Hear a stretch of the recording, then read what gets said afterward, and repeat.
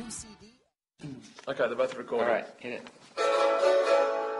Welcome to As You Wish, broadcasted live deep within the earth from a little wilderness town called Trout Lake, Washington, where the women are strong, the men are good looking, and the children, well, most of them have been abducted.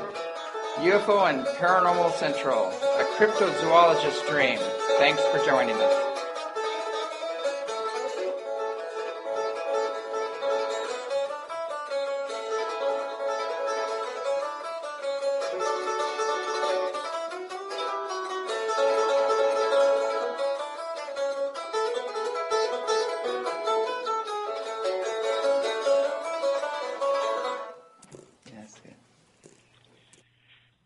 Greetings.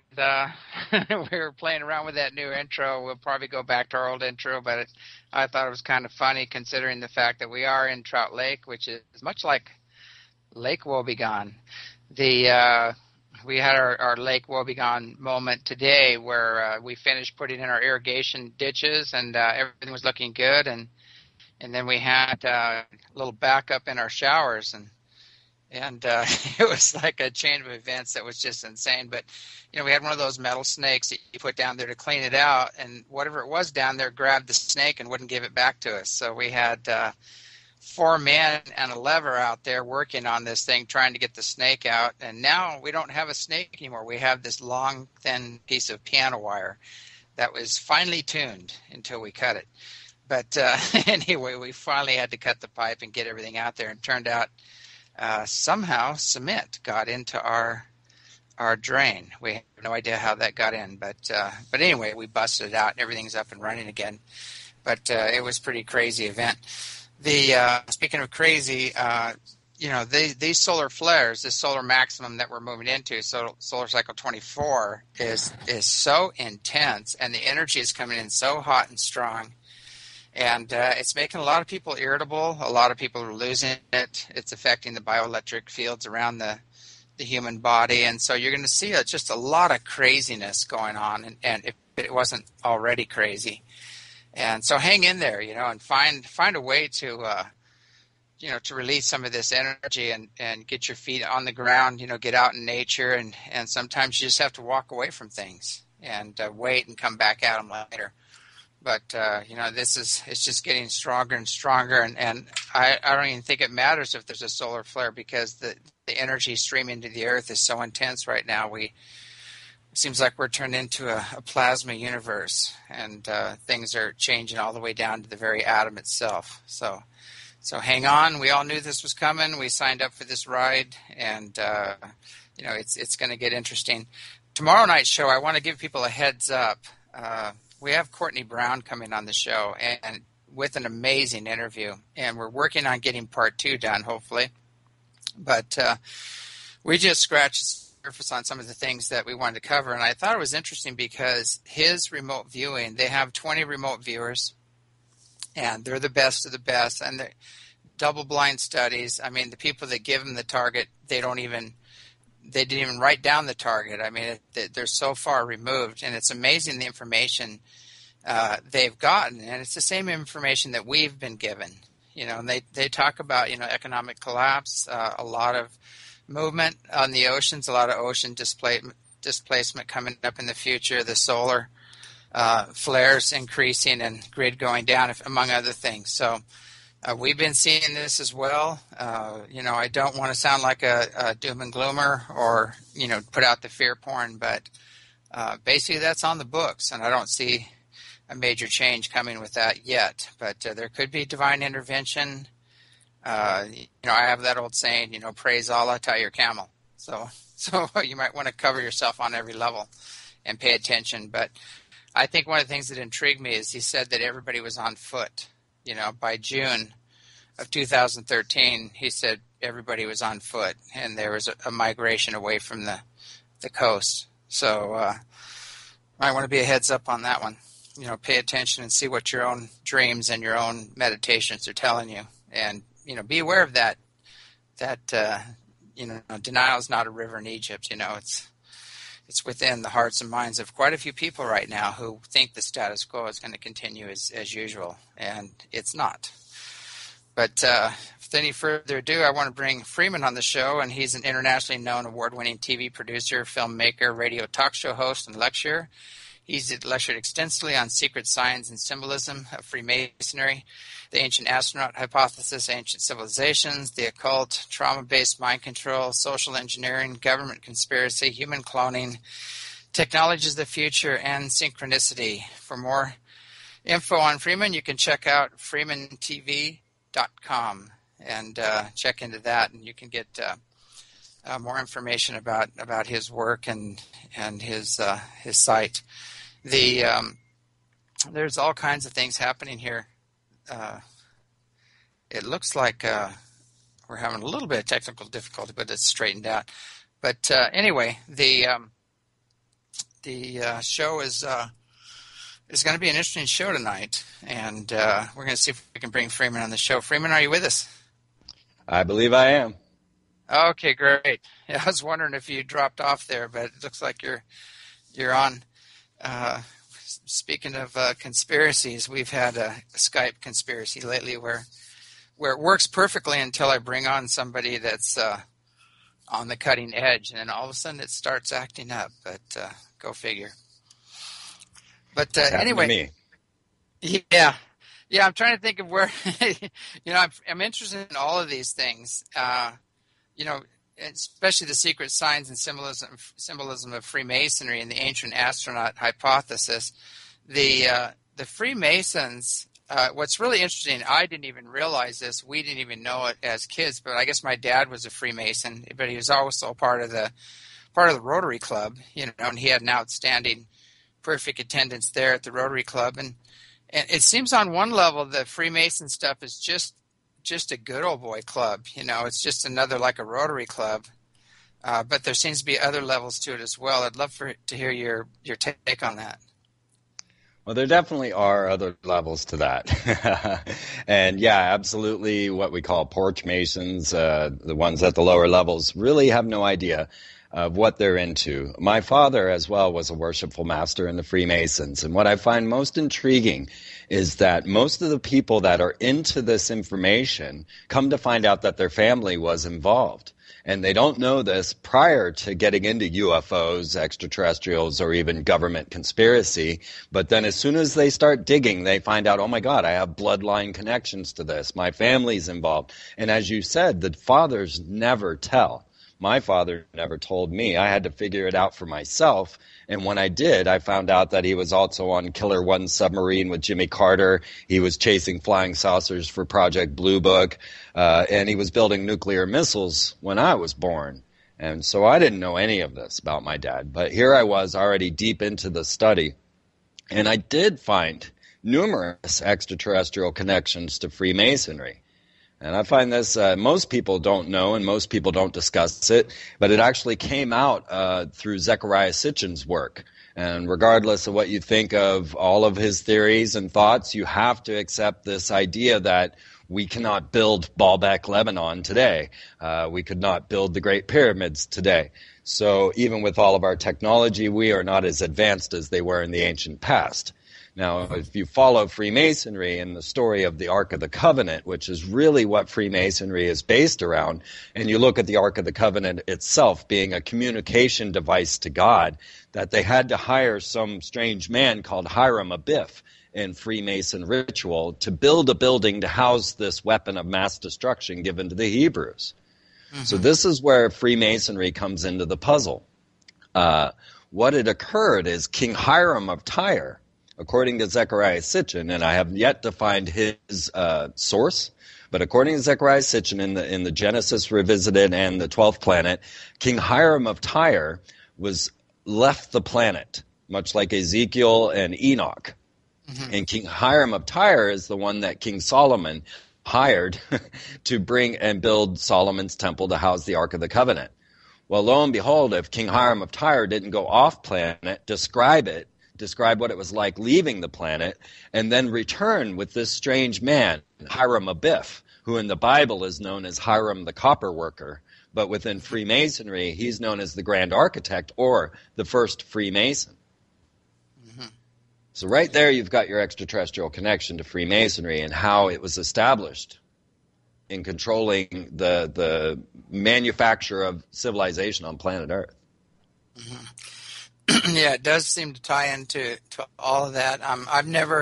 I went to one meeting, not with my dad, but with another friend of mine who was being initiated. And, I guess he had a sword and was given a cape or something. And it was like a bunch of mumbo jumbo. And that's all I remember because I was a little kid. Well, that's what a lot of them think it is. They go through these rites and rituals, and they learn words like shibboleth and Boaz and Jachin, and they don't really know. You ask a Mason, who's the king of the world, and they'll tell you Tubal-Cain. But they don't really understand their own roots. And if they were to go and open up Morals and Dogma by Albert Pike, who was the 33rd degree Grand Sovereign Commander back in the creation of the Scottish Rite Freemasonry, he lists Eliphas Levi and the Kabbalah in Morals and Dogma well over 70 times. So then you get to understand and establish the fact that Freemasonry is based on an ancient Hebrew mysticism or magic, and also includes the works of Eliphas Levi, who is the man who drew that Baphomet picture that everyone says is Satan. So when my father was worshipful master, he told me, well, I really prefer the York Rite of Freemasonry as opposed to the Scottish Rite of Freemasonry because there's so much gobbledygook I have to memorize for these 32 degrees. So, yeah, most Masons aren't willing to open up Morals and Dogma and then after a reading of Morals and Dogma, go and study Aleister Crowley, Eliphas Levi, get into the OTO and some of the other magical bodies and magical orders that are, outwardly connected with Freemasonry. But there are those that do, and those are the ones that tend to rise up to the top. And my understanding of Freemasonry and their rituals came through a decipherment of corporate logos. And what a strange place for me to find all my answers. But I found their entire ritual displayed in McDonald's, at Target, at Walmart. And these symbols then began to take on signs and meaning. And I started to use these symbolic gestures, not only from corporate logos, but from statements from political figures or events such as the piracy of the Sirius Star, which is the star that the Freemasons worship. So if I see a news article that says piracy of the Sirius Star, me and every other Freemason, and most like OTO and others, are clued in. We're like, oh, here's a code. And of course, every nation in the world showed up for that Sirius Star piracy down in Yemen, in the Gulf of Aden, where we had that strange magnetic anomaly, and where the Ethiopian minister was saying that they were housing the Ark of the Covenant. And of course, this is where Cain was also buried, and this all ties straight into the Freemasonic logos. Yeah, that was interesting. I don't know whatever came of that, but there definitely was some kind of a major vortex or magnetic anomaly that was happening there, and I know that ties into some prophecies. Now, it's there's a prophecy, I guess, that there's some being actually rises out of the ocean there.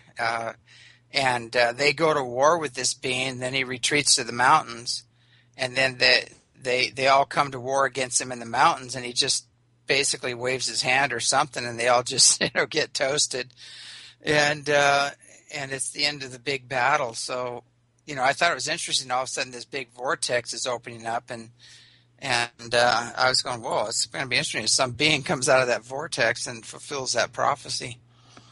Well, strangely enough, Anton LaVey of the Church of Satan said that one of the best places for you to call upon these old ones and to bring Leviathan or Coronazone back to the surface was from an oil rig. And so really, it's like South Park has some inside knowledge in calling through the BP oil spill. Yeah. Yeah, that seemed pretty satanic, I would have to admit. Some of the crazy stuff going on there is just unbelievable. I've been watching things unfold now, and you look at what the international banksters did, and you look at the Gulf oil spill, and you look at all the other oil spills they're not even talking about, and then there's another huge methane spill going on. I'm trying to remember where this is, and they're just hoping it doesn't get ignited, a giant bubble under there. I think it's I'm trying to think of where that was. I can't remember. I'll have to look it up again. But, I look at all the things, the fracking and everything else they're doing and the HARP and everything else. And you're going, what kind of lunatics are in control here? And where are they taking us? And why don't they care? That is a huge question. People ask that about chemtrails all the time. Why would they not be concerned about their own families and their own well-being? Why would they spray aluminum and barium over everyone? Why would they be doing all of these if they intend on establishing a new world order that they plan on having going for millennia, right? Mm-hmm. Well, I believe the solution and the answer to that question lies in the transhumanist agenda. Because we start to see now where they're setting themselves up for immortality, and in two main ways, in clones and drones.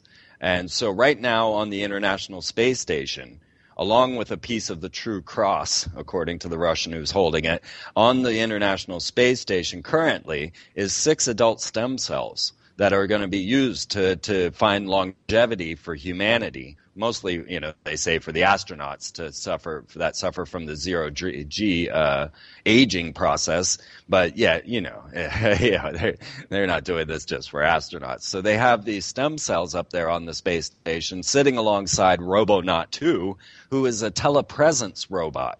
And so a telepresence robot is the robot with the ability to have your mind transferred into it, and you can interact and work on the space station from another location.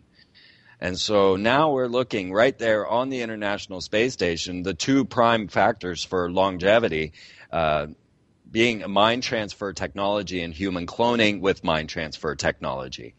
I started to follow this puzzle, and of course I found the Blue Brain Project, which is the first outward mind transfer technology company out there. And they had come out in Russia and the newspaper Pravda saying that they were going to be able to transmit your soul via radio frequency waves to another planet, to a robot on the bottom of the ocean, or hopefully in the future to a cloned body of yourself. Now, what is happening is that the Blue Brain Project and the manufacture of a human mind, which they use neuron transmitters, they requires exabytes of information. Now, it is said that all words written would fit into 5 exabytes of information. But in order to clone a human mind, a computer has to be pushing exabytes of information. And the Blue Brain Project has not been able to get their standard up to that yet. They're working towards it. But the one computer that is capable of this at this moment is the LHC grid, or the CERN's Large Hadron Collider grid computer, which is 140,000 up to 200,000 interlock computers using dedicated fiber optic lines that are synced together using Xeon computers, and they are capable of pushing exabytes of information. So CERN might have lots more to do than just looking for the God particle. It might have everything to do with this new mind transfer technologies. And so maybe that's why they are not so concerned, not to mention Elon Musk planning to retire on Mars. So they are also forward to just moving to another planet. Yeah. I just did an interview, and I guess it's going to air next week with Courtney Brown, and he talked about, there's these like igloo type structures with nozzles with something pouring out of these nozzles on Mars and other major facilities there and things of that nature. I wonder if you've looked into those and know anything about who's in there and what their agenda is. Well, the curious note for me was more the Phobos missions and the announcement of further Phobos missions. So it seemed more as if there was a base inside of Phobos. And, of course, we've sent out 6 Phobos missions between us and the Russians. And Phobos 2, being the last of the Russian missions to go, was vanished. Now, all missions to Phobos have vanished. But the Phobos 2 by the Russians happened to take a picture of a 14-mile long cigar-shaped craft. And so then Maria Povich of the Cosmodrome of the Russian Space Agency came out publicly saying, look, here's this 14-mile long craft that we filmed after losing, or right before losing the satellite going into Phobos. Mm-hmm. So flash forward to today, and we had the Marsis program, and they sent out the Mars Observer, the Marsis. I'm trying to remember what the name of the camera was offhand, but this I found very curious because what happened was they sent the satellite out to Phobos, and then this was just after Buzz Aldrin was announcing the monolith on the moon of Phobos. Mm-hmm. And so then the satellite was put into silent running, much like you would do with a submarine in a military war situation, and they shut the satellite completely down to use tomography to see inside of Phobos, which they found to be mostly hollow. And they even said that they would not be able to use their cameras on the satellite on this pass to get pictures of the monolith, because they didn't want to even use a clicking sound of their digital cameras, which I thought that was kind of fishy. Yeah.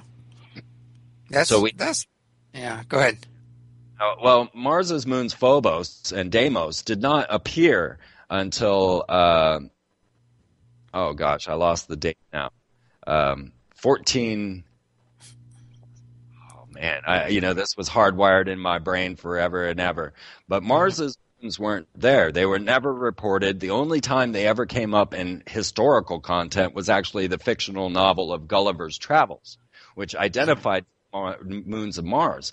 But there was never a report in 100 years of having telescopes of moons on Mars until suddenly, I think it was 1844, they suddenly appeared.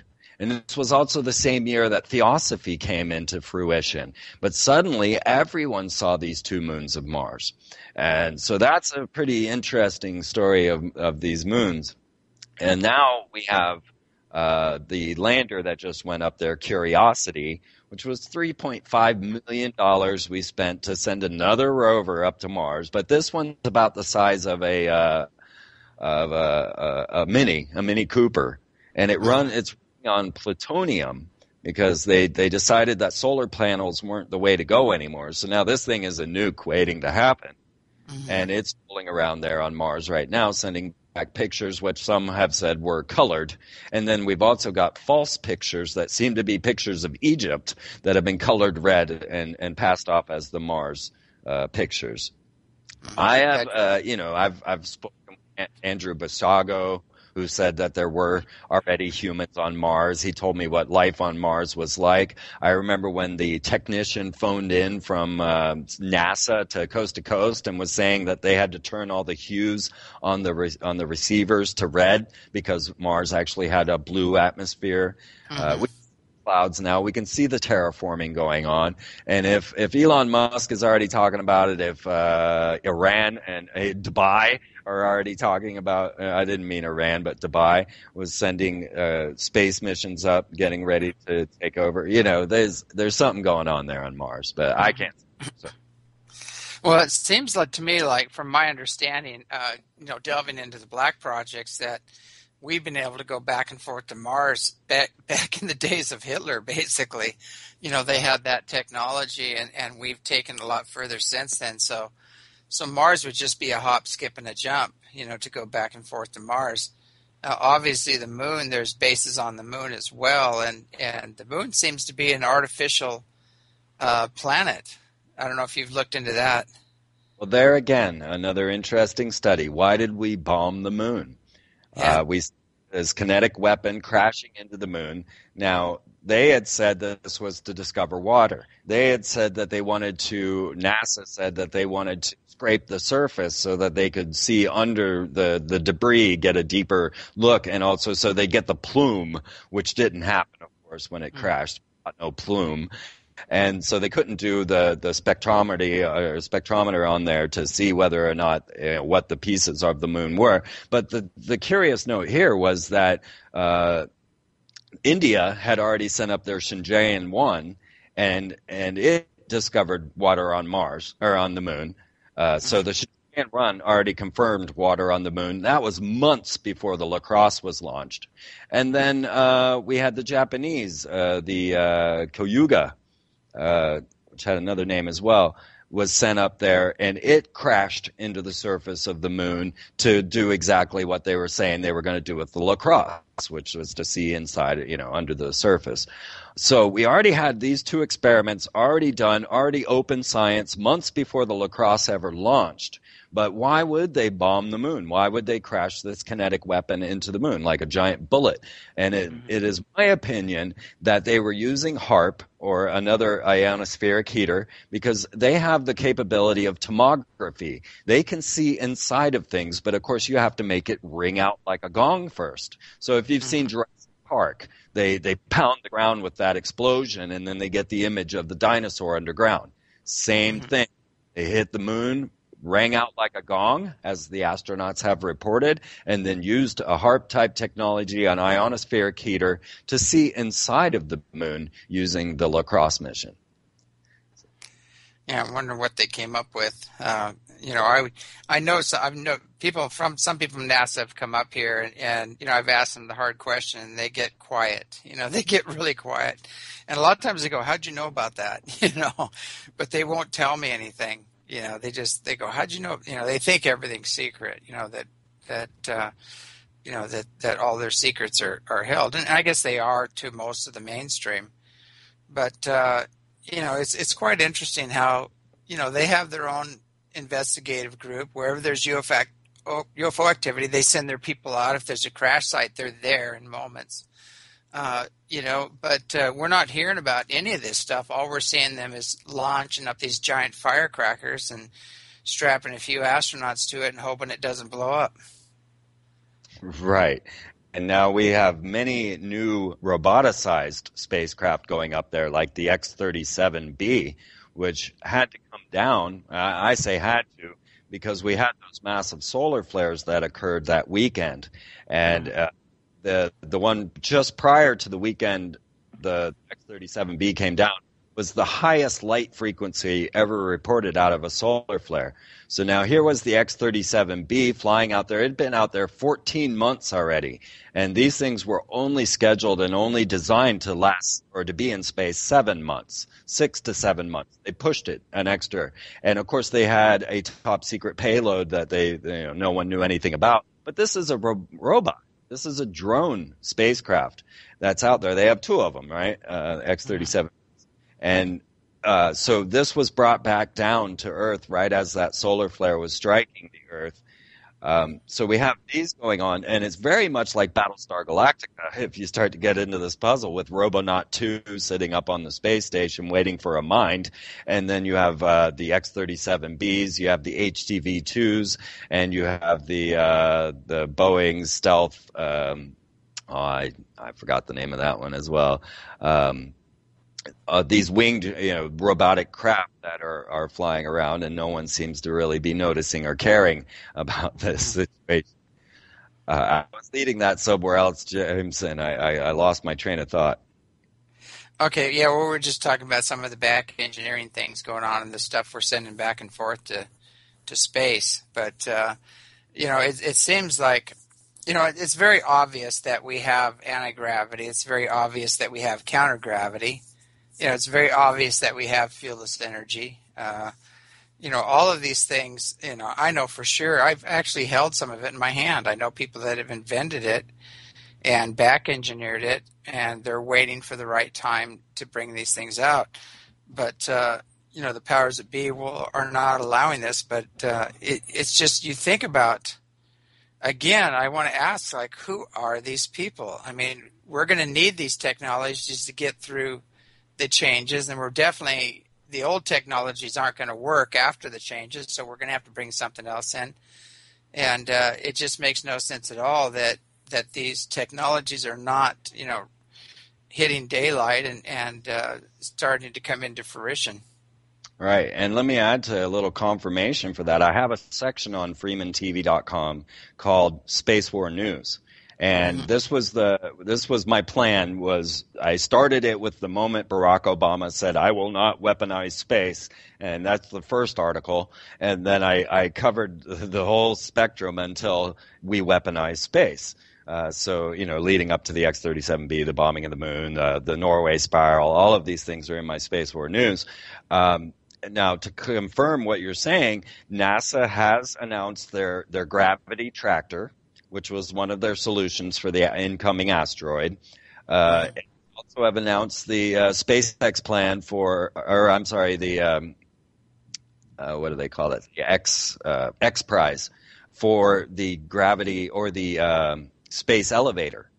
So these are two open things that they've already discussed on NASA openly, that there is a gravity tractor and there are space elevators. So if anyone wants to start saying this is all freaky deaky, you can go straight to NASA and find out that they're well upon all of this. So my Space War News will really keep you on top of all of these things because I follow everything. I've been on top of a number of the events like the Norway spiral. I was discussing the technology before it happened in Norway because we had a launch here in America that they called the Cloud of Care, or the Charged Aerosol Release Experiment. And they launched a rocket out of Wallops Flight Facility, which is also known as Mars, the Mid-Atlantic Regional Spaceport. And they launched a rocket up out of there that then deployed a aluminum oxide cloud. Now, aluminum oxide is the base element for sapphires. They released this at the height of the International Space Station, about 180 miles to 200 miles up. And then it looked like a giant vortex opened in the night sky and then sucked itself back up. Now, what was interesting about this is you could watch the launch live on FreemanTV.com, but the news, when they reported on it, said, well, it must have been aliens because none of our experts know anything about what this thing was. Now, this was a Norway spiral, quote unquote, in America. Then it was another month later when the Norway spiral happened. But we had one in America, there was one in China, there was one in Russia. This has been a technology that they are attempting to work with. Now, this all ties in with what I'm talking about here in alternate dimensions, the anti-universe, and everything else.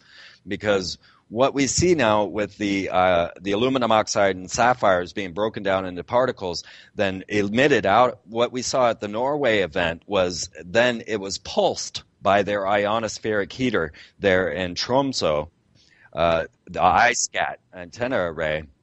They use that to pulse this thing. Now, what they are trying to do, I'm not exactly certain, but I am tracking the puzzle pieces. And so what I have found is that, first of all, CERN is punching a hole into the other dimension. That is their plan. That's the design. It's openly spoken by Sergio, lead CERN scientist. Yes, we are going to open a door, but we need to have antimatter or exotic matter to keep the wormhole open. So they have said this, and I've just written an in-depth article.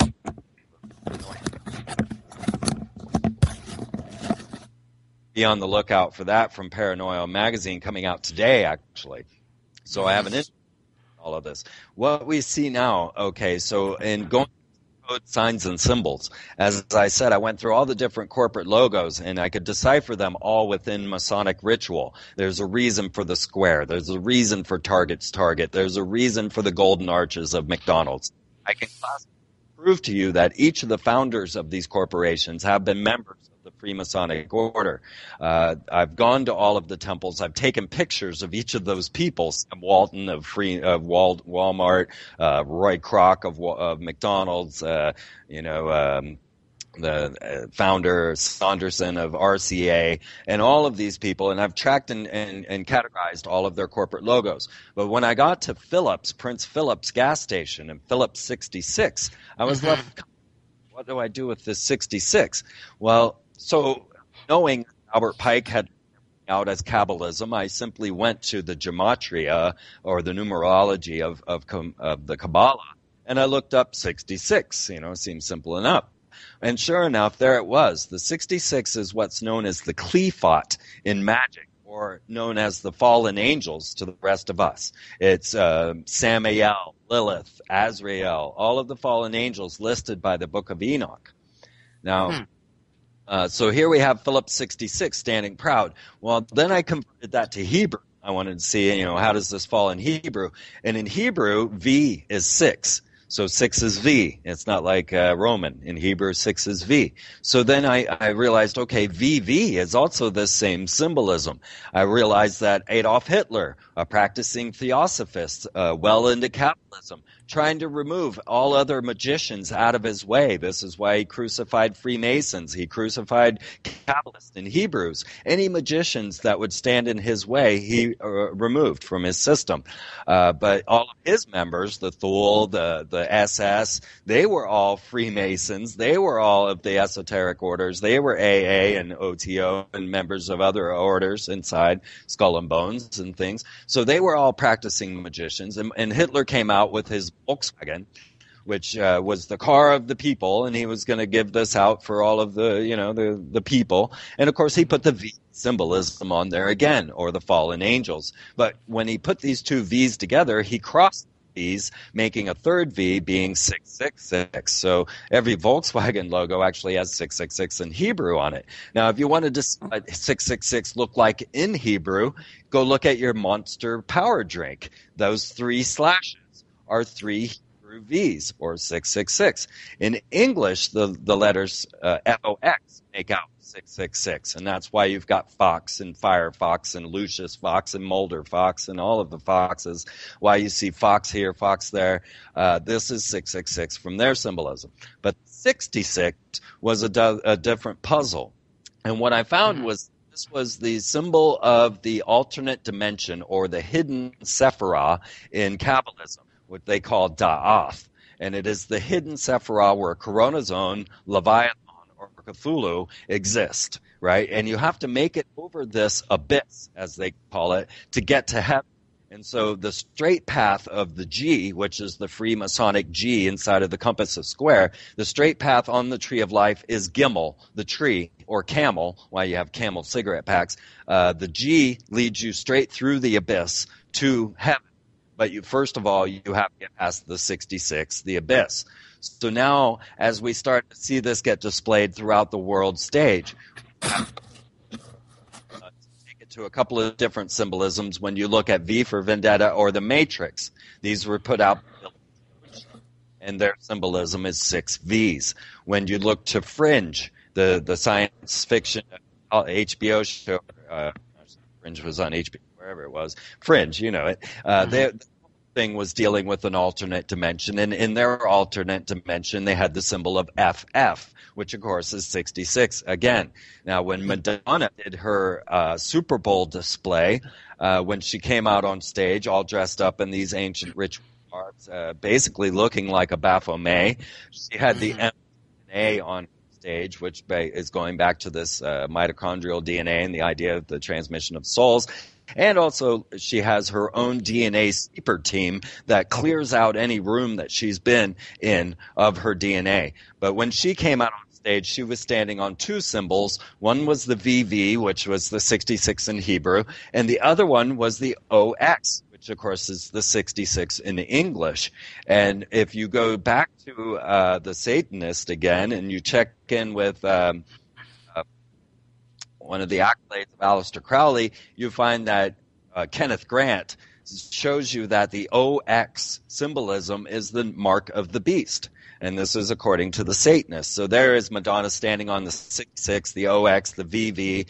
And then in the Olympics, they had all of these balloons count down to the Olympics beginning. So they had a batch of 9s and they all exploded. They had a batch of 8s and they all exploded until they got to the 6, and every balloon exploded except for 2 6s. So now we were down to a 66 symbolism in the Olympics. Okay, so this 66 symbolism is the fallen angels, the alternate dimension. So now we have CERN with their Large Hadron Collider grid. The Large Hadron Collider, of course, Atlas being the king of Atlantis, and Alice through the looking glass are punching the hole in the other dimension, while the LHC grid, the supercomputer, has the capability of transmitting your soul via radio frequency waves through it, or vice versa, bringing something back in. And so all of this ties together. It's shown to us in our science fiction, and then it's shown to us in our science faction and in our space faction. So do you think they're using this technology to actually bring in these fallen angels, or just to project certain beings there to that world, or both? I don't know. I think they're working towards that. Now, right after I'm done with you, James, here at the ECETI Ranch, we will be going to meet with the High Priest of the Church of Satan, Rex Diabolus Church. Mm-hmm. And he is building a mimetic device, a massive big ring with orgone mist and I'm not sure what else, to open that same portal. He plans on doing this from Mount Shasta or near Portland, where they seem to have another Stonehenge. And he wants this device there on December 21st, 2012, and open this portal for the old ones to enter, which he expects to take out the New World Order, because this Satanist is opposed to that type of thinking. So I'm giving you the full report on that in the coming weeks. Yeah, that's kind of interesting. The Satanists is warring on each other.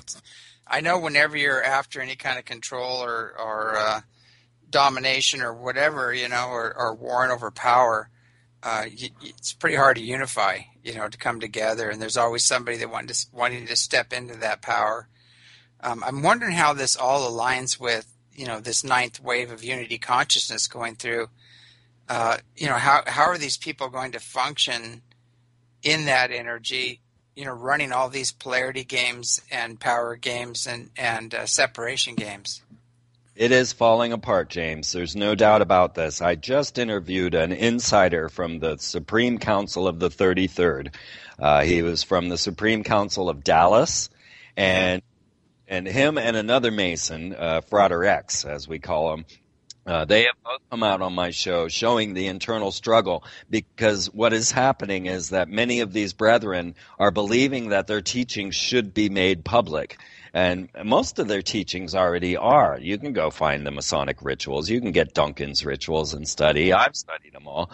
But yet there's this openness that is coming now, and it's just bubbling to the surface, and it really is causing a massive divide between the different rites inside of Freemasonry. So I have that interview right now on the front page of freemantv.com. And it was astounding. I mean, I learned about them using necromancy, dead bodies in the rituals of the 33rd, and I'm not sure if that happens in almost every lodge, because I know when they cleared out the lodge in Lawrence, Kansas, they found a mummy in there. And now the curious thing about Freemasonry is that most of their worship does go back to the Aten, and it does go back to Akhenaten. And I don't know where of my belief and my proof that Barack Obama is a clone of Akhenaten, and it's not simply him, but his entire family. Mm-hmm. And I've proven this as conclusive as anyone could without actually having Barack's own DNA, and of course his birth certificate. Often, it's really, you look at the history and you do the major investigation, and you go, who is this guy and where did he come from? And his whole life seems to be fabricated. It doesn't make any sense whatsoever. But I tell you one thing I was fascinated by, and we talked a little bit about this, is that these photographs kept showing up all over the internet about these huge scars, like he had some major brain surgery or something. And I've heard people try to discount it. But all of a sudden it was on one side, and then the next day or next 2 weeks later, he's got another scar on the other side of his head. And I don't know. You can't believe anything you see on the internet, everything. But I just thought that was fascinating. God, who is this guy? Are they reworking, putting a new brain in there because the other one didn't work so well, or what are they doing there? It's just, how far down that rabbit hole do we want to go? Well, really, and would you want to go as far as I have gone? I don't know. I came out and I realized how much Barack Obama looked like Akhenaten, and Akhenaten is believed by Freud to be Moses, and by Jung to be Moses. So we're back to the Ark of the Covenant tale. We're back to the worship of Freemasonry. And if the Freemasons could ever bring anyone back, it would be Akhenaten. If they had the ability, they would do it. Now, what had happened was the Rosicrucians, they are founded by Akhenaten. You can find this in their ancient books. There's one that's called Unto Thee I Grant. And when you find out when you're reading through it, it's actually a book of Akhenaten's poetry that was found in Tibet. So now Akhenaten was their very man. Akhenaten was also the first ancient alien, of course, to most people, because here was this strange man with a cone head, what they said was Marfan syndrome, because he looked both male and female, or hermaphrodite. And he brought about the most realistic artistic display Egypt had ever seen, and yet here he is depicted with a cone head, along with his daughters, and well, Nefertiti, she never really showed off her cone head, but... So here we have Akhenaten with the great puzzle pieces of where he came from, why he flipped Egypt on its head, why he went from polytheistic religion, taking it down to monotheism, saying everybody just worship the sun. And then, of course, you have Barack Obama with his solar symbolism. But once I realized how much Barack Obama looked like Akhenaten, I split their faces, and they are identical. But then I realized, oh my God, Akhenaten's mother, Queen T, who was the true powerhouse behind Akhenaten, because Akhenaten was a child as he was brought in as a pharaoh. His mother, Queen T, was the true ruler at the time, is Michelle Obama.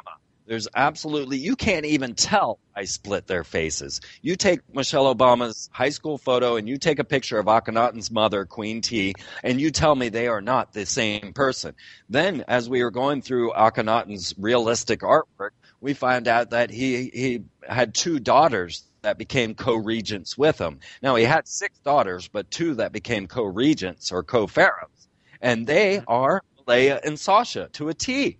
To a T. There's no discrepancy here. They are exact, not just similar. Then they were given the code names by the Secret Service, and Akhenaten or Barakhenaten was called Renegade. Well, that's what they called Akhenaten, the renegade pharaoh, which of course means an apostate, one that turns on his people and religion, one that cannot be trusted and will turn on his own political party. That is the meaning of the word renegade, which the Secret Service call Barack Obama. Then you've got Michelle, who is Renaissance, who is rebirth, regeneration, brought back to life. And then the 2 daughters, Malaya and Sasha, were Radiance and Rosebud. And Radiance of the Aten and Rosebuds in their hands are the only other 2 features in the stela of Akhenaten with Nefertiti and their children.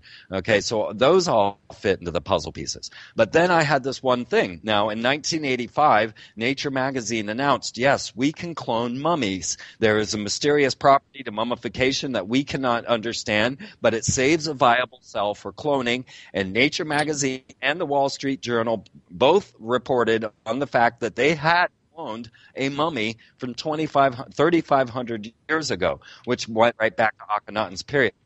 Now, the problem was I could not prove that they had Akhenaten's DNA. Now, this was what was happening. I was already deep into this story. I had actually already given a lecture on it. I had already been on London television talking about it, and I kept saying, well, the one puzzle piece I'm missing here is, of course, Akhenaten's DNA. Well, lo and behold, after Barack Obama went and met with Zahi Hawass, and who was later fired for sexual advances and taking bribes for archaeological digs, Zahi Hawass and Barack there at the pyramids made jokes about how much he looked like King Tut, which of course was Akhenaten's son. And then they made jokes. Barack was saying, look, that looks like me.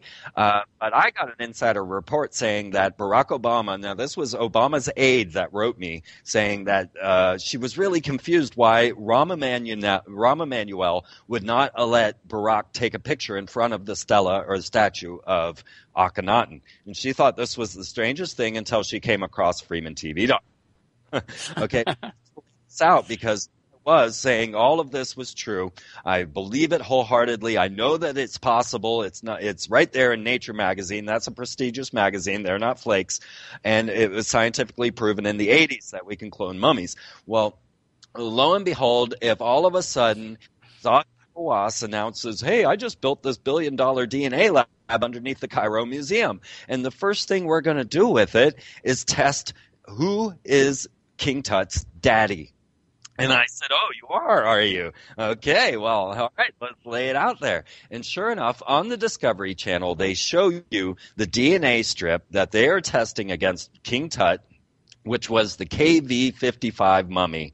And the KV-55 mummy is the one that has been disputed for 120 years as to being Akhenaten. Now, what had happened was they had to break back into this tomb. So it was sealed. It was hermetically sealed. But when they got inside, they found Akhenaten's tomb, which they thought was Akhenaten's tomb, completely decimated, and all words saying Akhenaten were destroyed. But they found Queen T's toilet in there. They found a few other items of theirs. They found the daughter's canopic jars. They found enough to say, we think this is Akhenaten.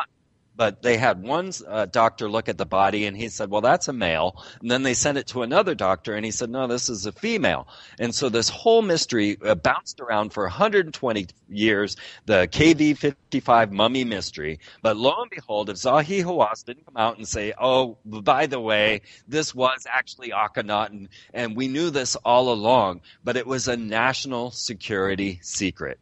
And if you don't believe me, I have the article right there on my website. So now, all of a sudden, they're announcing, hey, guess what? We do have Akhenaten's DNA, and we have Queen T's DNA, and we have Malaya and Sasha, which would be Aksunamon and Maretta Ten, the two daughters of Akhenaten. So now we have the DNA. Now we have the cloning possibilities. We have a DNA lab in the middle of the situation. We have the code names. And then everybody, of course, saying, well, what about Akhenaten's cone head? And I said, well, you've heard of designer babies, right? I mean, the Vatican and Pope has come out about designer babies being the next worst thing to happen to humanity. And lo and behold, if, all of a sudden the article on the head scars came out.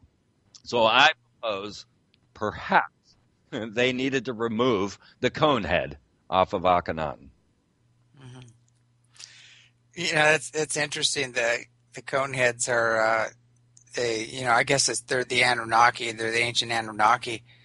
And a lot of people, they worship this image of a bearded god. And I've always told people they got the image from the Anunnaki. And we can, tie that back, go throughout history and tell people where you got this. But, to me, I always go, okay, so you've got this image of this bearded god that everybody is praying to, but who created that? Where did that entity come from? Right. And curiously, in Zecharia Sitchin's work, he proposes that in the first book, in Genesis Revisited, that the Anunnaki were a separate race brought by the gods, or the Elohim, that they were a genetically crafted race that were brought to mine the planet, and that these Anunnaki revolted against the Elohim, which resulted in the creation of the Lulu. Now, another curious note, of course, you've seen Lulu.com, you've seen Hulu, who admittedly say that they are eating your brains, that they're aliens and eating your brains. And then there's Lulu chocolate. There's Lulu. Start looking into the Lulu. And I've actually found in the Shriners, they have their fezzes that say Lulu, along with Isis and a few others. But now the Lulu were a genetically crafted race of humans that were then replacing the Anunnaki. And I personally believe that, according to this concept, that the Anunnaki were actually the Greys. That the Elohim brought the Anunnaki, the Greys, to mine this planet, and they were ant people. And these people were able to bury down enough and finally revolt against their masters when their masters couldn't do anything. And this resulted in the creation of the Lulu, which was the first generation of mankind, which was unable to reproduce. And then later they created the Homo sapien through the crossbreeding program, and that created the first producing humans, which I believe is the story of Adam and Eve, because when you look at Adam and Eve, it's nothing but genetics of this one couple. That's the Bible. So, but what have you followed Michael Tellinger's work? A little bit, but the Hopi yeah, Anasazi, of course, and that's just one letter off from Anunnaki. So yeah, he seems to have found the landing place of the Anunnaki, their first major colony or whatever, and I guess I don't know if it's the House of Inky or Enlil or one of those guys, but But he's you know, really actually validating a lot of the ancient information and about the gold mines, and all of that information seems to be coming out now. I'm just curious, because when I see the depictions of the Anunnaki, they seem to be very, or some of these beings, they seem to be very tall, and they have big beards, and they wear those cone heads. They wear those things on top of their head, probably to disguise their head. Those strange headdresses, and I've always felt that that's where we got our image of the bearded gods, because these were bearded gods, and they were definitely cone heads. With horn. Yeah, some did. It's like, now it goes back to now I'm really curious about now Isis and Osiris. They called them the wing gods, and they seem to have the ability to bilocate and fly and do all kinds of things. I'm wondering, have you tracked down their origins and who they were? Well, what we found was that it seems that the elite are channeling the 9 gods of ancient Egypt, the Ennead, which is Osiris, Isis, Nephthys, Geb, the whole list there. The one place you could get that whole list is in Steven Spielberg's Prince of Egypt, where Steve Martin sings about these gods. And I have a show called The Hidden God with Aleister Crowley. And so you could get these, because Spielberg, in that movie also had the Norway Spiral, which was the Angel of Death movie. And we find a lot of this coming out into these pieces. So what I learned was mostly through Lynn Picnic and Clive Prince in the Stargate Conspiracy. Very good book, but needs to be dug deeper, is that the Astors, Gene Roddenberry, many of the elite were in a group that were channeling the Archons, or the Ennead, the 9 gods of Egypt, and that this is where they were getting most of their plans and information from, and that they were then seeding this into our mental stream by like the 9 members of Stargate's or of Star Trek's Next Generation, or 7 of 9 playing upon that. You'll find many movies playing on the 9 and the 9 symbolism. And so they are channeling these 9 gods of Egypt. I have no doubt about that, because everything that I find plays into this puzzle. And I want to get deeper into understanding what they're getting out of the 9. It was, of course, started by the remote viewers and Puharich. And back at SRI, back at Stanford Research Institute, which I just came from there, that they were channeling and remote viewing to contact these beings. Now, I've always heard this group of 9, and people ask me, who's are you working with a group of 9, and in a real negative way, challenging kind of, and I've heard this over and over again. I've always had just my gut feeling did not feel good, about this, channeling coming through all the time.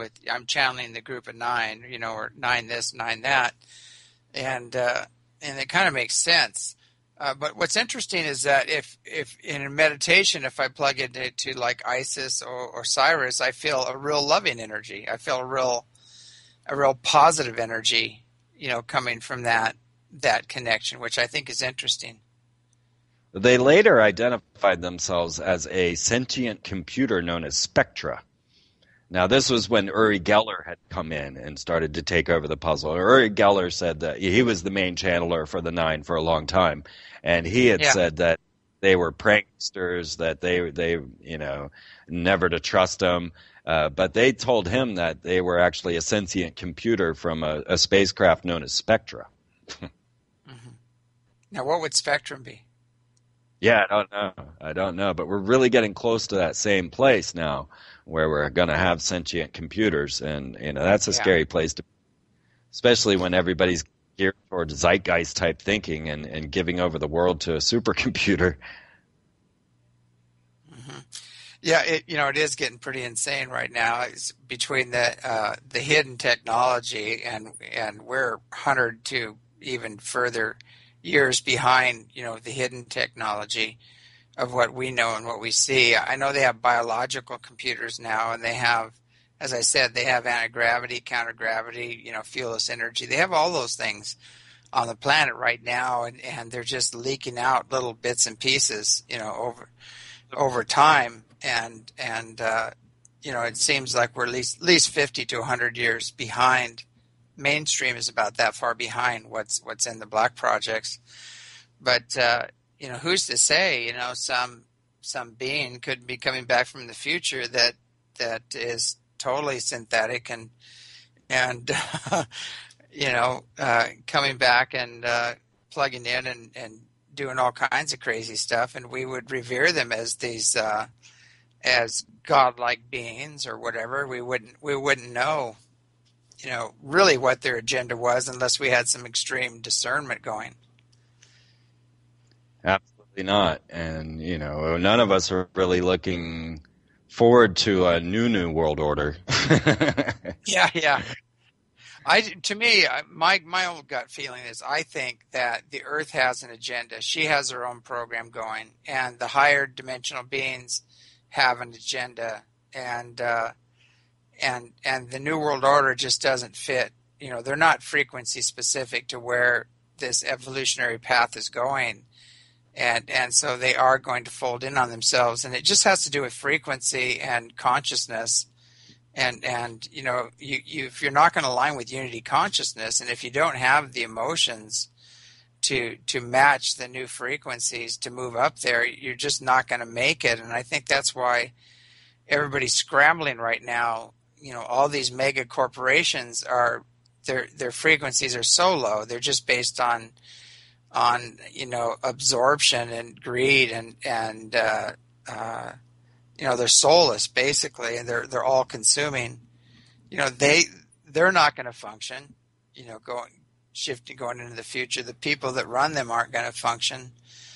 I just don't see how any of this system we have now is going to be able to function, considering where the Earth is going in her evolutionary process. Yeah, imagine if we were all psychic suddenly. None of their stuff would work anymore. It would fall right through in that 1 minute. And I totally agree with you. And the issue that we have here is that we're looking at this biosystem and we're seeing the miraculous. So I am now on what I call the friendship agenda, and I'm on a completely synchronistic path. Just traveling around in my school bus, going from place to place, trying to show people that if there was a collapse, if things did melt down, don't worry, there are welcoming arms everywhere. And so we basically collapsed because I decided to be altruistic with my radio show and give everything away for free. And so now we're homeless, of course. And yet I decided to use that to be a personal example and show everybody the miraculous in existence. Now, this is very difficult because, as you and I talked about, without the personal experience of this synchronicity, without it actually affecting, like God just stepped into your life, handed you exactly what you needed, maybe not what you wanted, but exactly what you needed, and you didn't even know you needed it, and it came to you in such a miraculous fashion that you got goosebumps and you knew that this was something beyond your standard life example.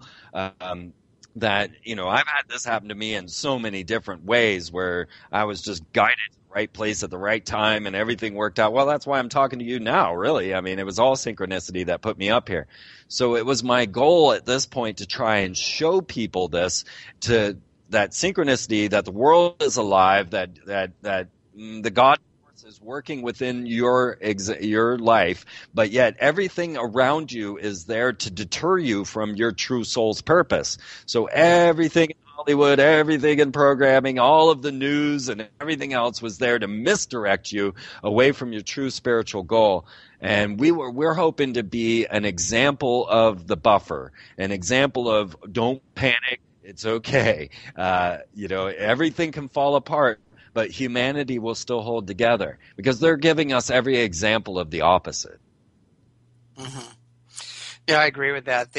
I know when I had my own near-death experience, it was such a transition from being in commercial real estate and having my own office and all these people working with me, the being a board of director on the Chamber of Commerce, all that stuff from BAM, almost like seeing energy fields around everything, watching things materialize, dematerialize, and having trouble staying grounded in this world, seeing entities, seeing all these things, and just went from one place to the other.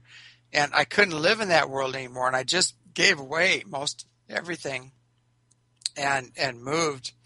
And it seemed like as long as I trusted and aligned myself with my soul purpose, there was never any problem. Everything manifested. Everything kept coming back to me bigger and bigger and bigger. And even though I wasn't trying to manifest this stuff, I was trying to live simple and trying to take the time for the spiritual practices.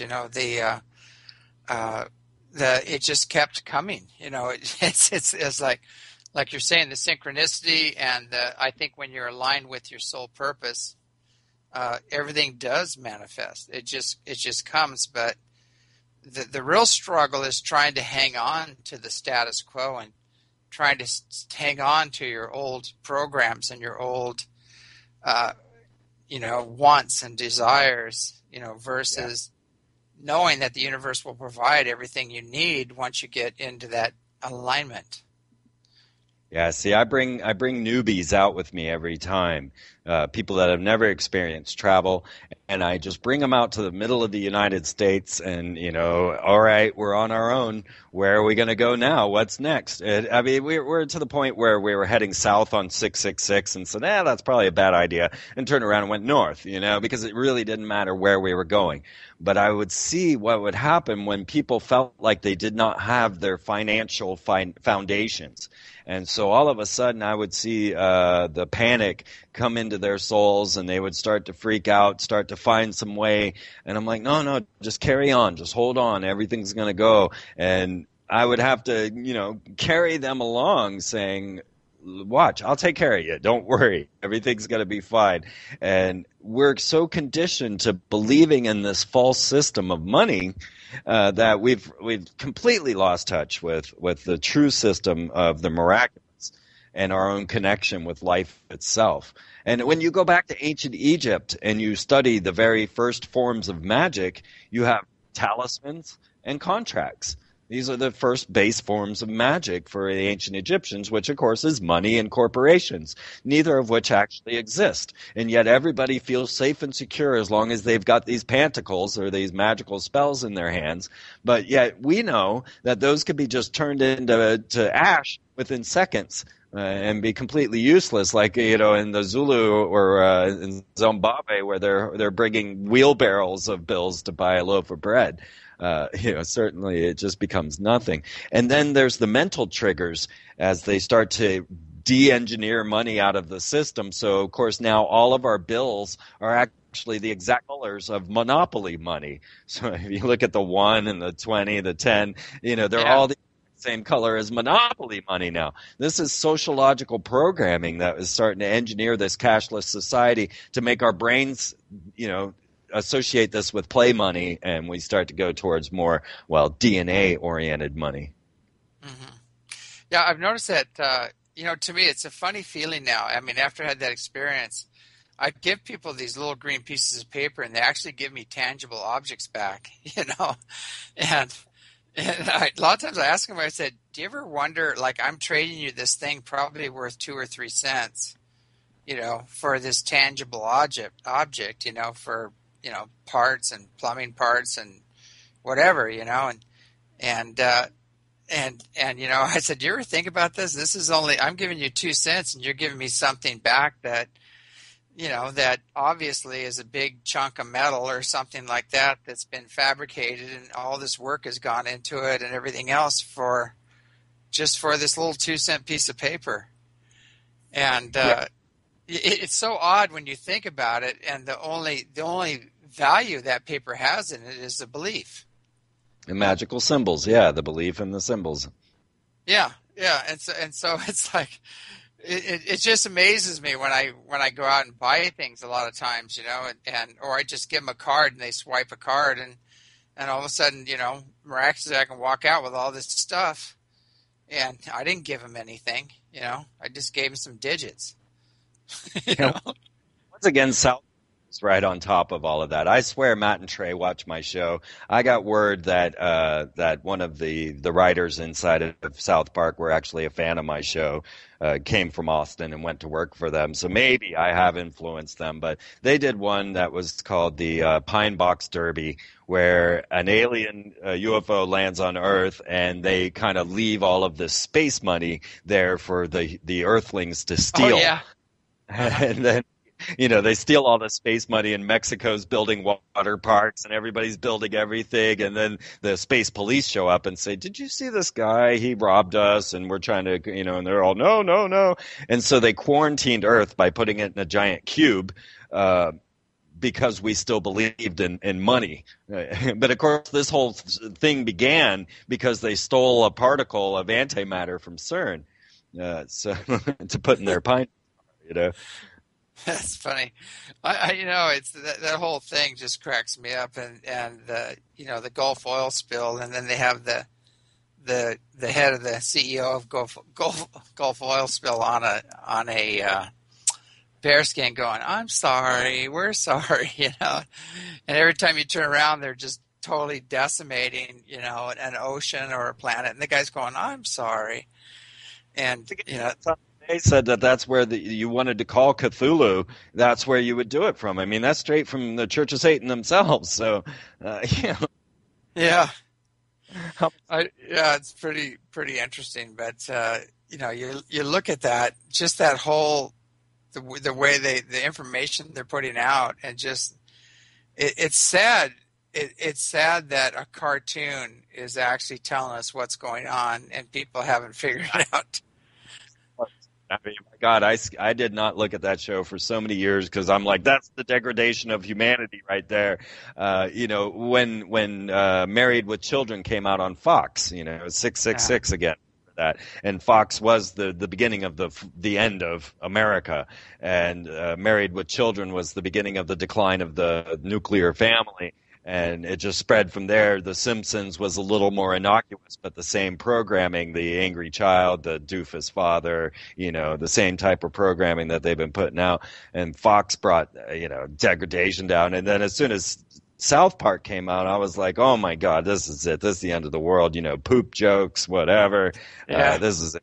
Over, folks. And then they started to surprise me with hitting upon every conspiracy theory I had ever talked about. But like I say, it may have been my own influence on South Park that caused this. I'm still waiting for the Barakanutin episode. So if you're listening, Trey. Yeah, that may come out. I've always wondered if they're going to end up out here, because I know they're kind of into the UFO stuff. But, you never know. We've had all kinds of people come out here, and we had Paranormal State out here, and Danny Dyer came out here. I think they did. Go ahead. Sorry. Well, I'm just caught up on this because they the most popular play on Broadway right now is South Park's Book of Mormon. Oh yeah, number one. Nobody can beat them, and. Yeah. When we go back to the Mormons, we find Joseph Smith, a fine Freemason, who decided to make Freemasonry into what he believed it should be. And of course, Mormonism goes straight to extraterrestrial. They don't even pass go. It's straight there in their belief system that they have these extraterrestrial gods that came to planet Earth and came from the planet Kolob. And then you break this straight into Battlestar Galactica, which is the Mormon creation myth, and it all has happened before, and it'll all happen again. And so there you have another Freemasonic extraterrestrial connection, only far more open about it than the Masons themselves. Well, it seems like there's some theories that everything began back in ancient Lyra, and that group were colonizing everywhere. Moving everywhere, and then they went from there to the Pleiades and the Hades and Orion system, and from there to Earth, Mars, and Maldek or Malona, depending on which name you want to give it, which is now the asteroid belt. But I think that's just part of the story. I think there's more to that story, and when I look, you just look at the diversity here the genetic diversity in plant, animal, and human life, and you read all the ancient texts and all the ancient stories, there really isn't any one story. It's just where there's this big cosmic soup of Star Nation tinkering, that has just ended up in where we're at right now, and I think everybody's just watching to see how this ends up unfolding. Now, if you were to look at the background image on FreemanTV.com, my picture that I have behind everything, I have the doors to Manly P. Hall's library. Now, Manly P. Hall was a third-degree Freemason honorary that was brought into Freemasonry because he knew more about it than any of them ever did. And he wrote most of his work at 21. And so they had to bring him in. So there's the Philosophical Research Society there in Los Angeles. And the doors to Manly P. Hall's library, they are said to be Plato and Confucius. But what you'll see is that one is clearly a reptilian. I mean, he has slit eyes, everything reptilian, but he looks like Plato. And then the other one, Confucius, looks like a merman or a mermaid or a fish person. Now, what I found very curious about this, now the reptilian is holding a pine cone, or what we know for the pineal gland, the mental connection, transmission of psychic power. And then the Confucius, or the merfolk man, is holding a penis staff, which of course is for the reproduction and all of that. So I had begun this study of the merfolk. Like back when David Icke was starting to talk about reptiles, I was talking about mermaids and merfolk and sea beings. First UFO was a USO. It wasn't from outer space. It was from under the ocean. The Atlantean stories of the merfolk, the fact that we have webbed fingers and monkeys don't, these type of connections. Well, so I started to make these connections. And of course, as I said, Freemasonry worships the star Sirius, as did Egypt and as a few others, I think even the Mayans. So we had these two races that seemed to come together according to exopolitics, which was the Syrians and the Alpha Draconians. And according to exopolitics, the Syrians were high in technology and genetics and reproductive technologies, and the Alpha Draconians, the reptilians, were high warfare and high technologies, and the two could never defeat one another. And so then they combined. Now, you'll find the same story with Enki and Enlil, because Enki was known as the Lord of the Ocean, or Lord of the Abyss, Lord of Waters, and then Enlil was the ruler, more reptilian, very direct, whereas Enki was very emotional and kind of loved his creation and stuff. So the story plays out on so many different levels, because then you look to the Pope and the Queen, who are the two main power structures of the planet, and the Pope is dressed up in his daggone fish hat with his shell on his chest, and he is in charge of high technologies in genetic manipulation, cloning. I don't know if you ever keep up with the Vatican, and their Lucifer telescope, their alien ambassadors that they just sent to CERN. So the Vatican had two people come out, the Pope's own meteor curator and head astronomer. Why did his name just leave my brain? And then Benjamin Funes, who was the other astronomer, took over. They both came out about extraterrestrials.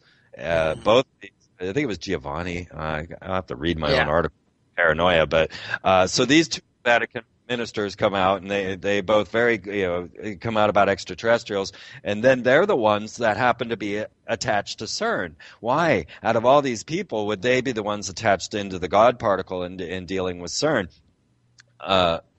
We have this whole connection now where we're seeing these two. So you got the Pope with his fish hat, and then you've got the Queen with her dragon.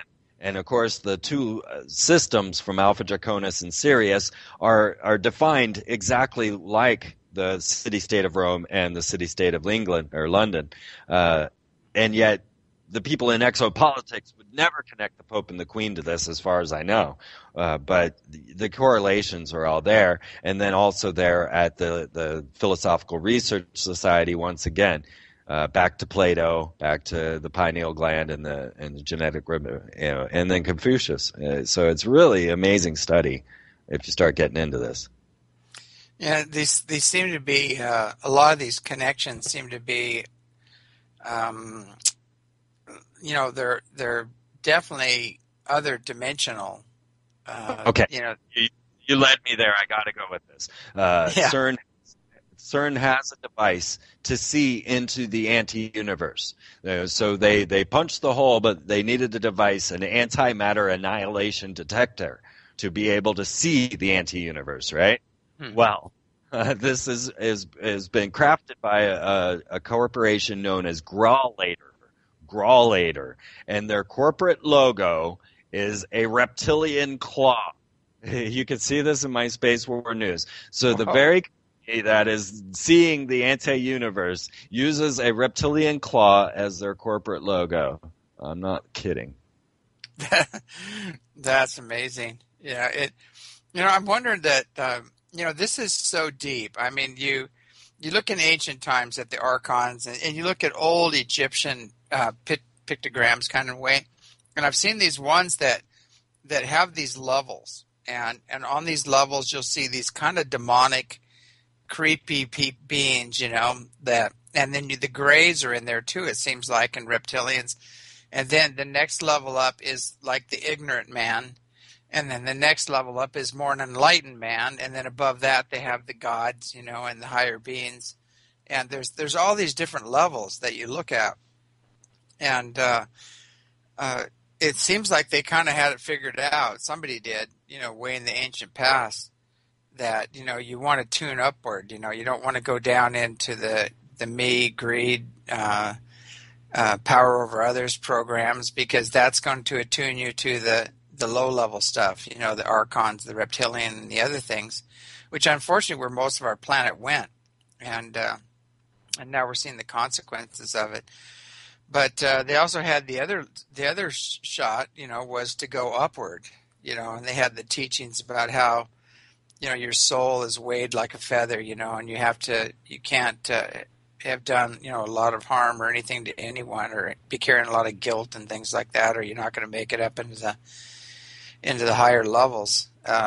It's kind of interesting. You look at, all these different programs like that, and it just seems like we've been under the thumb of these lesser beings, these archons, and people calling on these beings through ritual, through whatever. All these mega corporations are using the symbols of these beings, and basically it's taken us to a point where we are headed towards, social, environmental, and, economic collapse, unless nature steps in or the higher beings step in and assist with this process. But the more you look at it, the more you just see how deep this goes, and how people have sold their souls, and there's got to be just some major,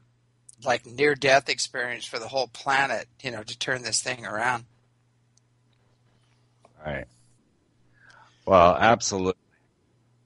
But I feel, this one guy, I really like this guy, and he was channeling this message. He's very, very plugged in, and I love what he had to say. And I don't, just the wording, I'd use a little different wording, but he was saying, God has a plan, and God has given its best, and the bravest of angels are here on the earth right now, and they're being activated, they're being awakened, and there is this bigger plan, and it just seems like our whole solar system, you might say, it might even be bigger than that, is and this is going into science now. It is moving into a highly energized place in space.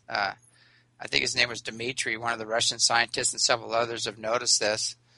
And we are moving into an alignment with galactic plane. We've got the sun is just going ballistic right now. There's so much energy being pumped into this planet. I just don't see how we can go anywhere but up, but there are a lot of people that are going to choose the downward spiral, and the action reaction principle, or the karma, whatever you want to call it, is all going to be accelerated, as well as the awareness of who they are and what they're up to. So it does seem like that's where we're going right now, and I know, thanks to a lot of your work and things like that, people can see, who's behind these mega corporations and what their agendas are, and major institutions, and who they really are and what their real program is. Yeah, absolutely. That's what I hope to do, and to share the synchronistic path. You got me thinking about the archons. Now, according to John Lamb Lash, with the Nag Hammadi codices, the Gnostics were deeply concerned with an alien intrusion into human affairs. Now, Aleister Crowley, the beast, the most nefarious magician out there, he also did not want to deal with these type of magic, which they call goetic magic, that does channel these entities like the archons. And he said that it would open a portal for the alien life wave current to exist and to come in to the alien. And so the entities called the archons, they appear identical in many ways to greys and reptilians described in these ancient Nag Hammadi codices. And the ancient seers said that the archons could not access our genetic makeup, but they can fake an intervention. And this was the typical archon tactic of getting us to imagine and believe things that aren't true, to accept the simulation of reality like we have. And so they said that these Gnostics taught that the alien cousins could deviate the human species from its true and proper course of evolution.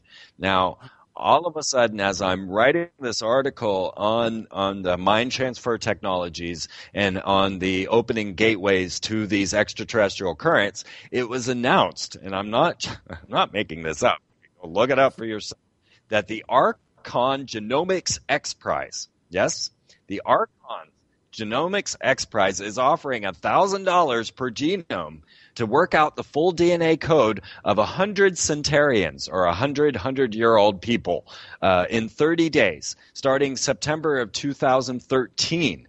They are going to start this Archon Genomics X Prize to decode the full DNA. Now, I mean, as you start looking into this stuff, and it just blows your mind when you start to find it constantly right there in the open. Look up the Archon X Prize. It's right there. But man, yeah, it's right in your face. And people don't realize it because they're not educated to what to look for. But I've seen over and over again. It's right out in the open, and you just go, "Oh my God, I can't believe how blatant this is." But then, you try to tell people about it, and they look at you sideways and go, oh yeah, you're one of those people. You're one of those conspiracy nuts or whatever. But oh, go ahead. Well, here I was saying Barack was Akhenaten, and that he was going to fight a space war and using an alien or an asteroid as the main threat. And right as I said that, they announced, oh, there's an asteroid hurtling towards planet Earth going to destroy all life in 2029, and it's known as Apophis. And it comes from a near-Earth asteroid group known as the Aten. So all of a sudden, here I have Akhenaten fighting his ancient nemesis, Apophis, because Apophis was the serpent deity of destruction of Akhenaten's religion, or basically his Satan.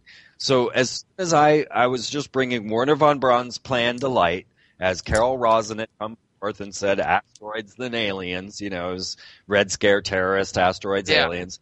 I said, well, next is asteroids, guys. And lo and behold, if they didn't, well, first they announced, oh my God, there was an asteroid that almost hit planet Earth. It was DD 445 or something like that, that came between the Earth and the moon, came within geocentric orbit of the satellites, and nearly struck Earth, and was only seen 3 days prior to the strike. And so, of course, this got JPL and everybody up with their near-Earth asteroid watch and all of that.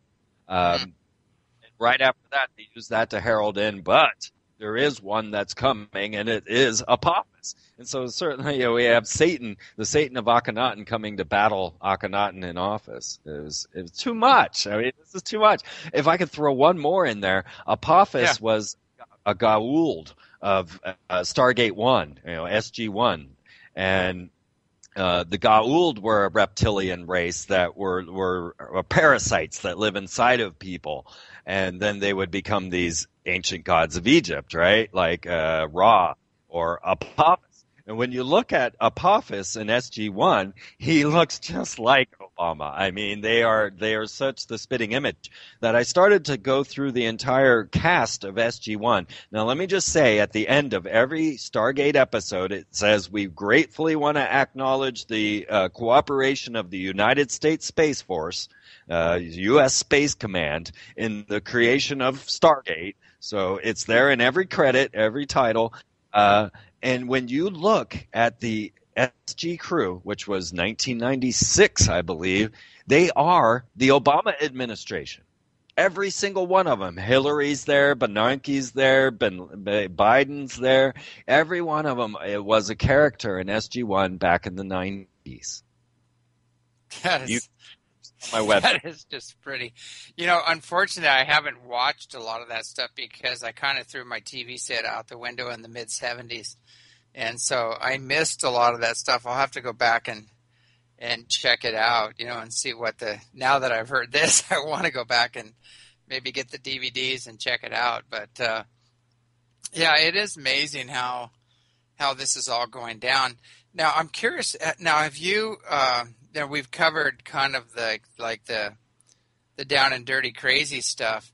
What about now there's definitely extremely advanced off-worlders, higher dimensional beings that are observing all this, that are kind of like cheerleaders trying to get us to make the right decisions and evolve, and now have you looked into that side of things at all? Well, I feel like I do have a strong connection with that. And I have personally, my whole trip began with the Palladians, with the work of Barbara Masiniak and Barbara Hanclough. And I was brought to this understanding of the Palladians. And then as I traveled around, I consistently ran into people that were Palladian or, claimed to have a connection to Pallades. And strangely, as I was kind of working up my angelic powers, I'll tell you, people, if you want to try something, imagine yourself with full angel wings and present yourself feeling those wings and see how your life and the world changes in front of you. And the only people I was running into was Michael, Gabriel, Gabriella, Raphael. I swear to God, everybody was an angel. It was the weirdest thing. Yeah. I've very strong connection with the Palladian understanding that grew into the Celestine prophecy teachings. And you were talking about people seeing the etheric fields. And this is where most people get caught up in the Celestine prophecy teachings and the insights when they're asked to actually see these type of fields around plants and people and stuff, because people don't want to believe in their own internal world anymore. They that's just a play, a trick of my mind or whatever. And so most people get hung up on the third insight in the Celestine prophecies. But I do personally believe that, there are groups like the Palladians. I'm not so sure about the Plagiarians that are visiting Billy Meyer and such. Yeah. But I definitely feel like there is a soul group, an overgroup that has my best interest at heart and are kind of jokesters. They play with me. They leave little messages that say, we love you and things for me to find. And constantly feel like they're in my life. I really do. Well, that's good. Yeah, some of my information that I was given, in meditation and hooking up with the Palladians is, they talked to me about how, the Earth was actually created to be an Eden, and it was where we could reach the height of physicality and experience in the physical and the ultimate expression on that level. And it got hijacked, by these archons and reptilian beings and everything else. And there were several falls here on the Earth. But what they've been telling me now is that they have more stock in here in the planet. The Palladians have more genetic stock here than any other race or any other star nation, and that they've been kind of handed the scepter to come in and assist in getting Earth back on track again, along with other star nations. And that ties into the Native American prophecies, where they talk about the beast, and I think the beast is governed by these archons and unseen energies, and it's the major corporations and everything. And they said this beast is going to last 2,000 years, and then they said right when you think there's no hope left, the Earth is just totally being consumed and destroyed, and everybody's dominated and controlled. The beast actually consumes itself. And then they said, and then after that, then the star nations return, and they come in and they help, they use their technologies and wisdom to clean everything up and restore the planet. So it's kind of interesting. I think about those ancient prophecies and what I'm hearing in my meditations and my own telepathic contact, and it all does seem to be that there is this huge plan. The lower level beings have had their way, and they've run amok here, and now we're undergoing, it seems like, a huge awakening and cleanup process that and definitely nature and the cycles are all behind this. It's just an energy that can't be stopped. It's just too big of a cycle. But I'm curious about your take on that, if you've experienced similar information. Have you ever seen the movie? It was a French film called The Beautiful Green. No, I haven't. You'll have to check this one out. I know you don't like to get too much programming, but this is awesome. And what it is, an extraterrestrial council on a Garden of Eden trying to decide, what planets they're going to go to and help. And they call for volunteers to go to Earth, and they're like, Earth. And finally a lady's like, oh, I'll go. No one wanted to go to Earth, right? Like, oh my God, you're crazy. I can't believe it. And I personally feel that way. I feel like I came from, say, Pleiades, and that I decided to incarnate here on planet Earth. And they all thought I was totally whack. Why would I possibly come here at this time? And I feel I am just that adventurous, that I would do this thing. But as you're watching this French film, and you're watching these beings, and they're doing somersaults and backflips, and they've got all this abundance and food, and they're all loving each other, and just everything's great. And you're looking at them going, God, I want to live on that planet. I really wish I could live with those people. And then you realize, wait, this was filmed on Earth. These people actually exist. This is our Garden of Eden. We've just lost sight of it. You can't have paradise without a garden. There's no doubt about that. So that is the turning point. And as soon as you start pushing the ideas of permaculture, inner city gardening, the idea of people getting out and start to lay on the land. I was on the Occupy movement like a virus. I don't know. I was holding them all like, get out of your tents, quit looking like a bunch of hobos here downtown, and start planting some food. You want to see some revolution? You want to see some change? Turn all these lawns into gardens. Change this landscape. Get to know the community. Start to meet people around you. Start to know who your brothers and sisters are. Forget about all the screwy programming that they're trying to combine and fuse into your belief system, and start to get to know the real people around you. And then you can make a judgment call, because right now everything you see is illusion. Everything is not real, and all of humanity is actually beautiful, loving, caring, nurturing beings that want nothing but a blessed garden on planet Earth. So all you got is heading in that direction. And so, I'm very anti-politico. I don't like standing up yelling about situations that are bad. I'd rather point myself in the directions that are good. You've got great things going on here at your ranch with getting the food going, getting self-sustainability going. And if everyone started to just turn that route, we could turn this page on our own. And I personally believe that we have to do it on our own, that the ascended beings can help in our understanding, help lighten our spirits or making us enlightened so that we can go to these tasks, even with all the fear that we have hanging over us. We can start to these tasks and start the transitions, but we have to do it, because when we're done, then we have that sense of accomplishment. If we had beings in and just do it all for us, we're going to still be that same spoiled brat that we are right now. Yeah, I always tell people we're the aliens we're looking for, or waiting for. That they have that saying, you're the ones you've been waiting for, or whatever. But the same thing is that they're here to inspire and they're here to assist if we're going forward and moving forward in that direction. But they're not here to babysit. And I always think, everybody goes, oh, they're just going to beam us up. We can totally trash this planet, no worries, because we're all going to get beamed up. And I go, where are they going to put you? They're going to let you trash another planet? It's like it doesn't work that way. If you're not conscious and you're not awake and you're not of a certain frequency, they're not going to have you on their ships, and they're not going to infect another planet. It just doesn't work that way. Exactly. And we stink. Yeah. Aliens stink. They don't want us on their crap. Yeah.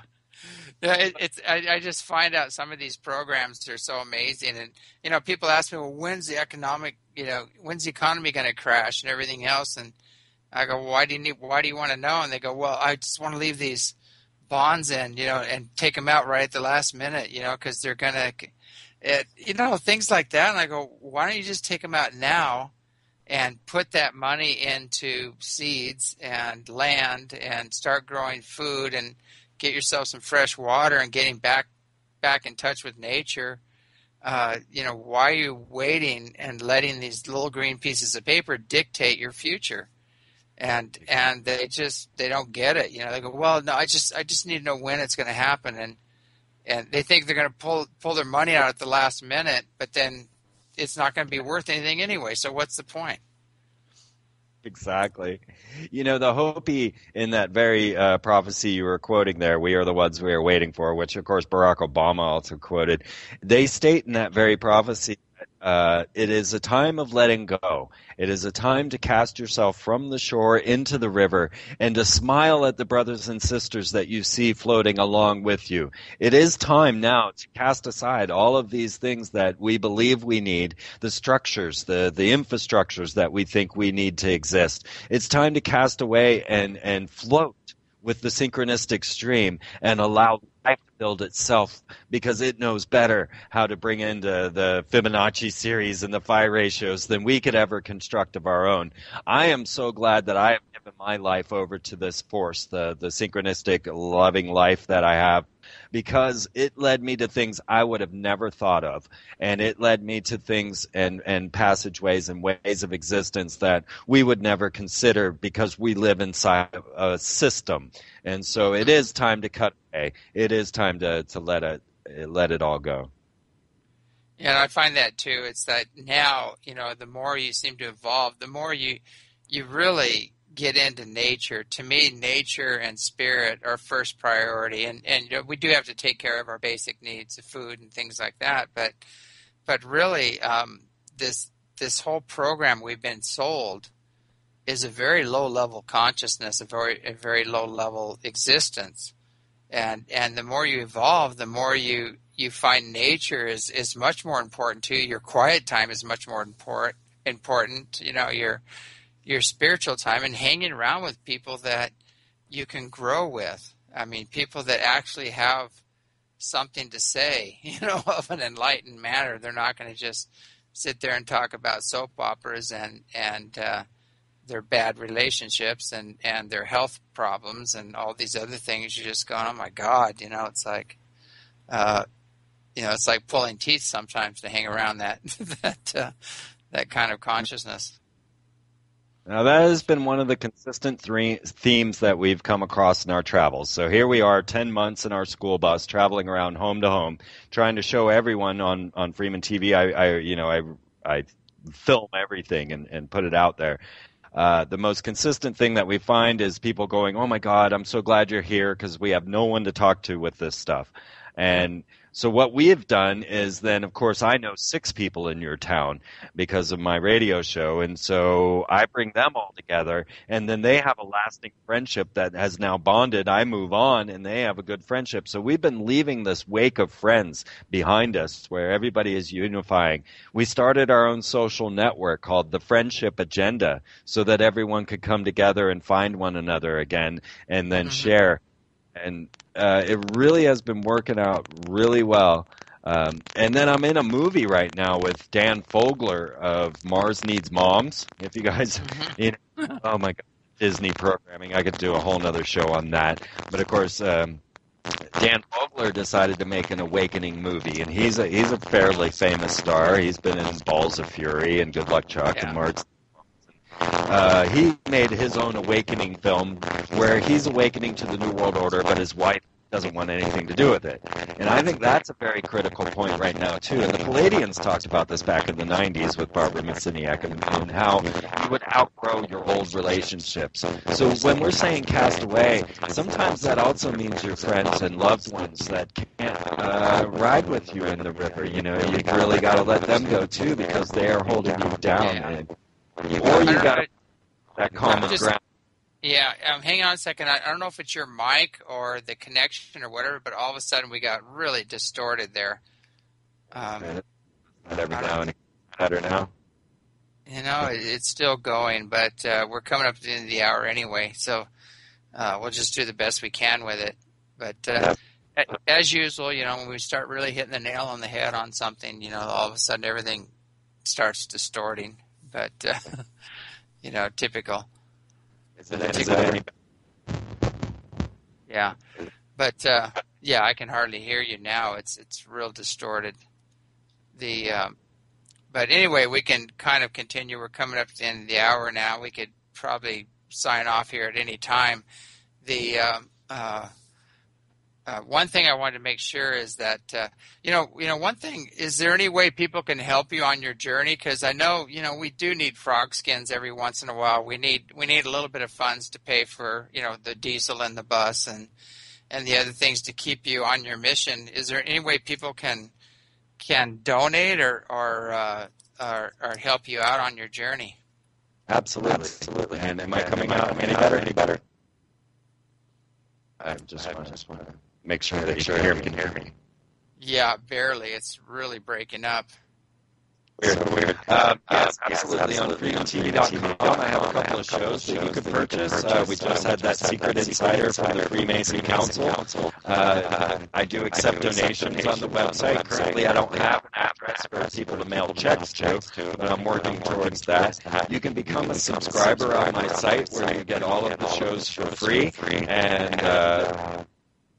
that really helps. The subscriber section donates or purchase of shows. I have 6 DVDs out, so I've had one for each year that I've been doing, so you can pick up the DVDs. They are all 3 to 5 hours long, so you're getting your money's worth, no doubt about that. Of course, everything is free on freemantv.com, so you don't have to purchase anything, but if you want to help me along and to help spread this message and keep me on the air, then purchase the DVDs, the shows, or become a sponsor, a subscriber to Freeman TV.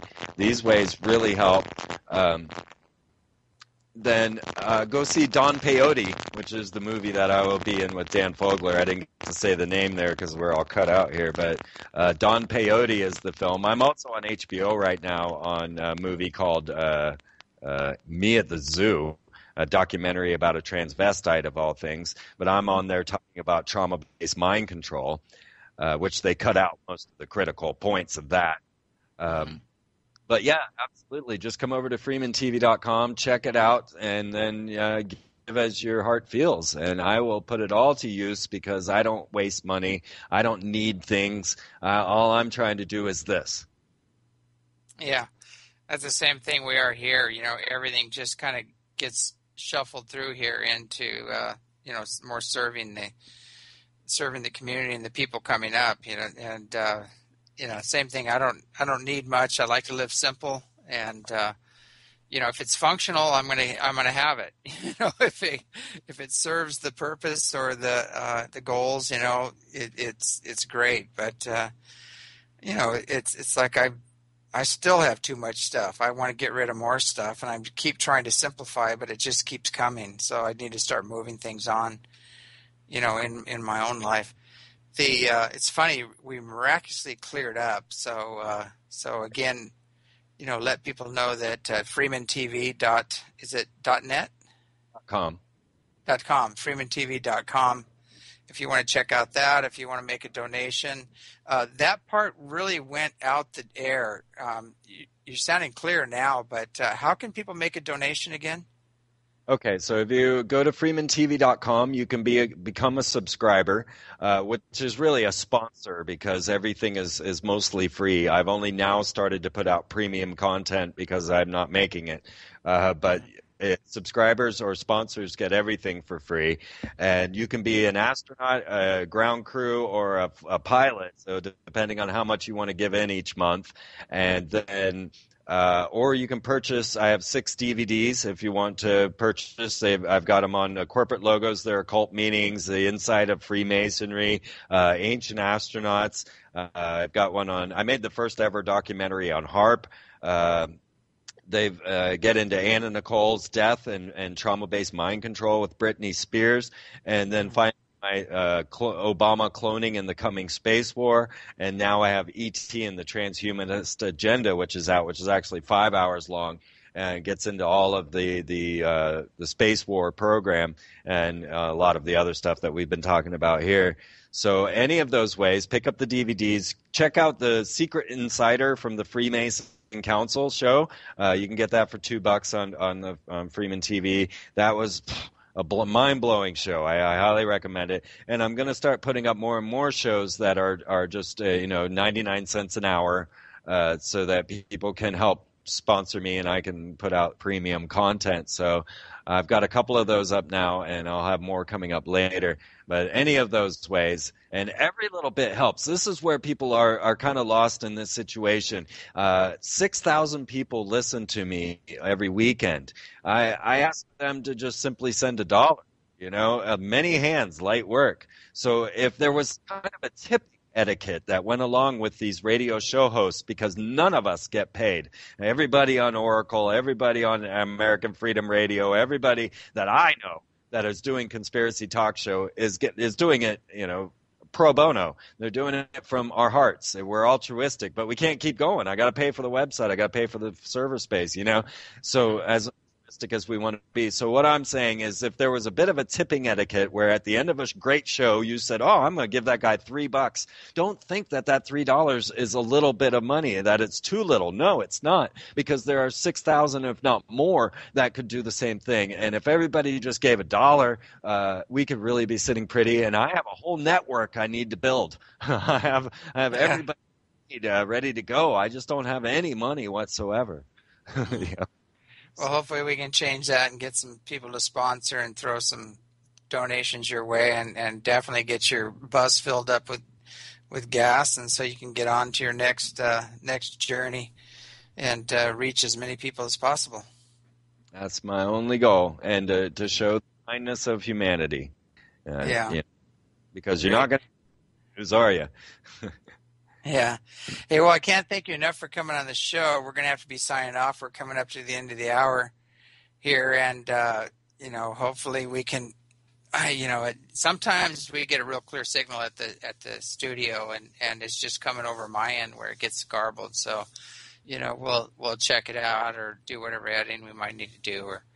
But anyway, it's been a great show. It's been very enlightening, and I think now more than ever is the time for people to just make their own personal God connection, and maybe through that process start asking for a little bit of help from the higher dimensions, because we're going to need all the help we can get to get through these times, and people are going to have to start becoming doers. We can't just expect everything to be done for us. Well, thank you so much, James, and I'm really looking forward to our sky watching tonight and my lecture here tomorrow. We're going to have a great time, and yes, you are completely correct. Great. Hey, well, again, thanks for coming on the show. We're signing off. I'll see you out in the field. This is James Gilliland signing off, your host. Have a great evening and pay attention because things are changing. Have a good evening.